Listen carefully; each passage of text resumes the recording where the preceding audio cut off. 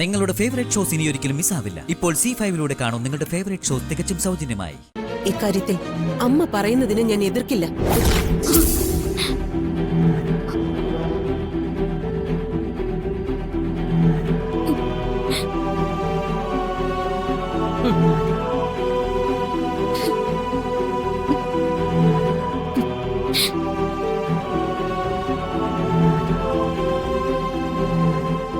യശോദേ, നീ എന്റെ കൂടെ വാ.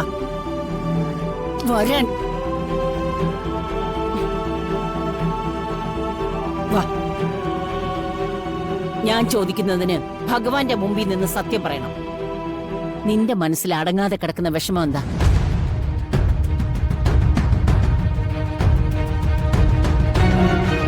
പറയേ. ഭഗവാന്റെ മുമ്പിലും നിന്റെ മോൾക്ക് വേണ്ടി കള്ളം പറയാനാണോ നിന്റെ ഉദ്ദേശം?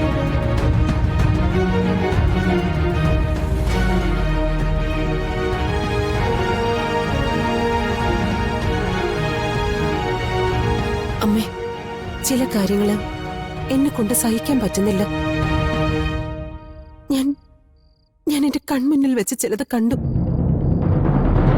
വരുണിന്റെയും പ്രിയങ്കയുടെയും രാധികയുടെയും ഇടയിൽ നടന്ന കാര്യങ്ങൾ അറിയാവുന്നത് എനിക്കും അമ്മയ്ക്കും മാത്രമാ. എനിക്ക് പേടിയുണ്ടമ്മേ, ഹരിതാക്കത്ത് എന്തെങ്കിലും സംഭവിക്കുമെന്ന്. അതുകൊണ്ടാ ഞാൻ വീണു പോണത്. എന്താ നീ കണ്ടത്? അത്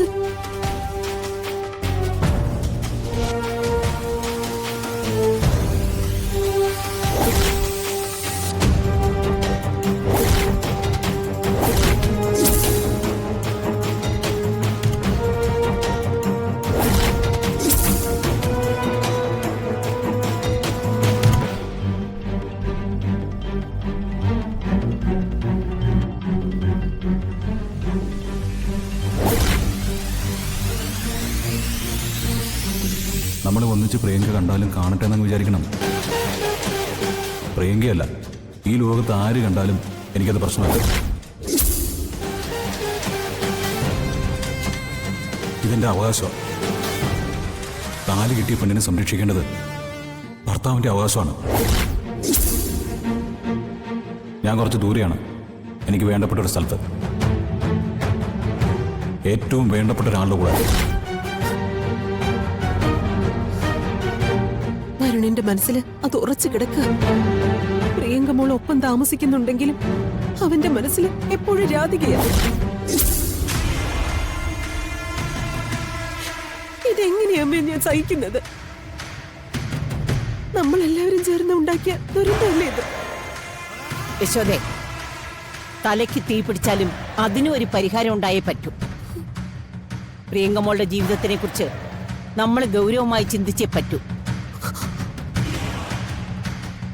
അതിനൊരൊറ്റ മാർഗമേ ഉള്ളൂ. രാധിക ഇവിടുന്ന് പോകണം.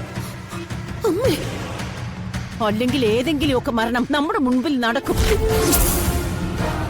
നമുക്ക് ജീവിതത്തിൽ ഒരിക്കലും ഓർക്കാനാവാത്ത അവസ്ഥയിലും ഞാനിനി ആ തീരുമാനമെടുക്കാൻ പോവാ.